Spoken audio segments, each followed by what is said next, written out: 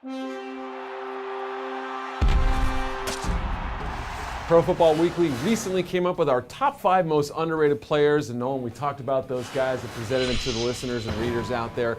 And of course, they objected with a few of the picks, and they gave us some suggestions of guys that we left off the list. And let's start with a couple of quarterbacks who are among the more popular selections. One was Matthew Stafford, the other Matt Ryan. And Ryan's been in the league an extra year from Stafford. Stafford hadn't really been on the field a full season until last year.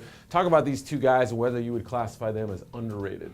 Well, after throwing for 5,000 yards last season, I think you got to include Matt Stafford on the list. He definitely showed that what he's capable of doing. Really excelled in an offense with Calvin Johnson. I think if there's one concern, it's that he's hasn't been able to stay healthy throughout his career. So I think he's flown under the radar from that standpoint a little bit. The big question with Matt Ryan is, can he win a playoff game? I think that's what he's got to prove moving forward. He's definitely got the tools to lead that offense, but we got to see a little bit more out of him in the postseason. Yeah, Ryan coming off one of his best seasons statistically as well, but like you said, until these teams prove they can be winners in the postseason, I think they'll remain a little bit below the big names. Now let's move to linebacker, 2 common names we heard of. James LAURINAITIS, on a bad Rams defense. He's been out on the field more than 1,000 plays last year, 3-down guy. And also Sean Weatherspoon from the Falcons, Matt Ryan's teammate. Weatherspoon seems to be ascending a little bit, at least. Talk about these two players. Well, I absolutely agree about James LAURINAITIS. I think it's a great amount on tape. You see all the traits you want in a linebacker. He's got everything. He's very productive. He's been a linchpin of that Rams defense, and I think he will continue to be for Jeff Fisher moving forward. With Sean Weatherspoon, if you want to talk about athletic ability and speed, I think he's got everything you want. The explosion, he's definitely off the charts in those areas, but as a football player, I have a big problem with him being on this list.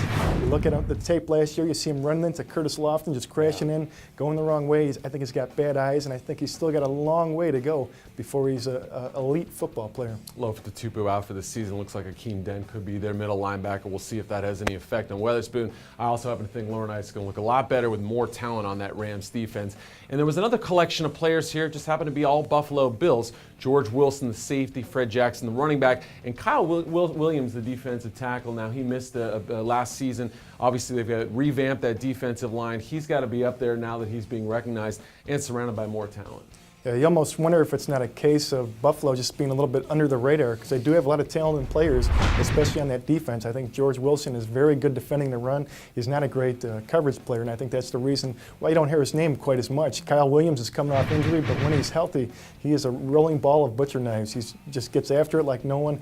Outstanding motor. He's definitely a very unsung talent. And going back to Fred Jackson, I think he's one of the most underrated backs as well, right next to a guy like Matt Forte in terms of talent. He could do everything very well. He can run inside, outside, catch as well, and he's very good as a pass protector. So I think he's another very underrated player. Yeah, I think it's going to be fascinating with Jackson and C.J. Spiller to see how they divvy up those carries, and I think both guys are going to have to catch the football too. Not a lot of talent at wide receiver, but an intriguing Bills team nonetheless, and a lot of underrated guys as you've shown us. And we put out the names of the guys you felt were most underrated. Keep checking back to ProFootballWeekly.com. Next week, we'll look at the top 5 teams in the NFL. I'm sure that will get some responses as well.